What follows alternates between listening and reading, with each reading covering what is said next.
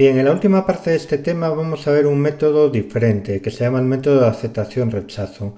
Es un método que es algorítmico, es decir, tenemos que dar una serie de pasos a la hora de generar una muestra de la variable aleatoria dada.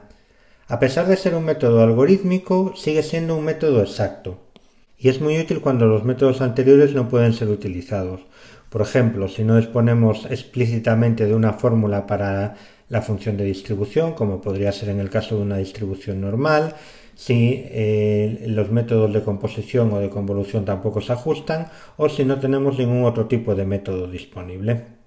El algoritmo toma como partida la función de densidad de la variable aleatoria de la cual queremos generar muestras. Vamos a ver cómo lo tendríamos que utilizar a partir de un ejemplo gráfico. En este ejemplo tenemos representado nuestro problema. Queremos generar muestras de la variable aleatoria x cuya función de densidad se indica en negro en esta gráfica.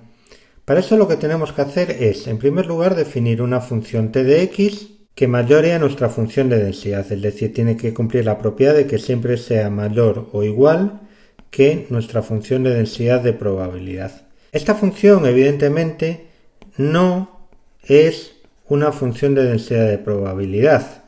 Si lo fuese, tendría que ser exactamente igual a la función de densidad. Es decir, va a ser una función cuyo área, que representamos aquí, va a ser mayor que 1.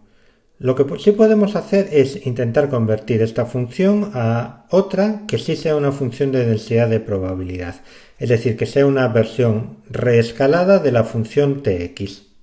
Para eso lo que tenemos que hacer es crear nuestra función rx como tx dividido por su área, es decir, la integral entre menos infinito y más infinito de la función tx.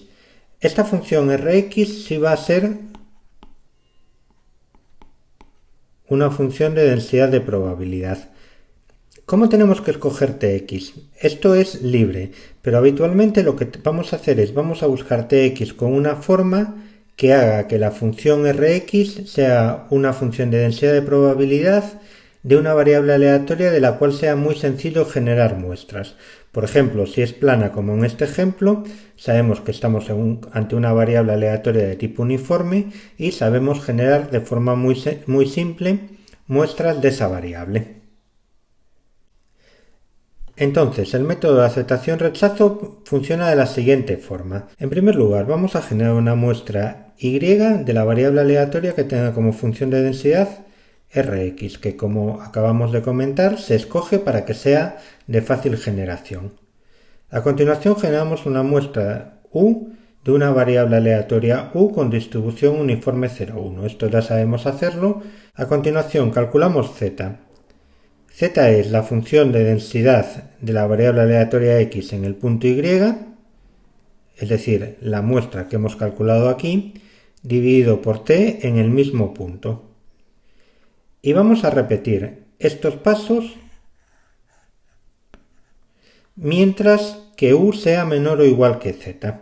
En el momento en que esa condición no se cumpla, salimos y devolvemos como nuestra muestra X el valor de Y, es decir, el que habíamos calculado en este punto.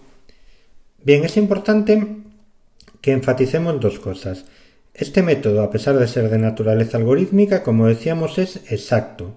La distribución de las muestras generadas se corresponde exactamente con la función de densidad que hemos escogido. En segundo lugar, el número de muestras del generador uniforme 0,1 que vamos a necesitar para generar una sola muestra de X no es constante. Habrá veces que dentro del bucle demos más pasos y otras que demos menos pasos. Eso provoca que en algunas ocasiones necesitemos más muestras del generador uniforme y en otras menos muestras. Esto tiene cierta importancia si utilizamos métodos de reducción de varianza en nuestras simulaciones, ya que estos métodos necesitan que el número de muestras siempre sea constante, aunque este tipo de métodos no los consideramos en este curso.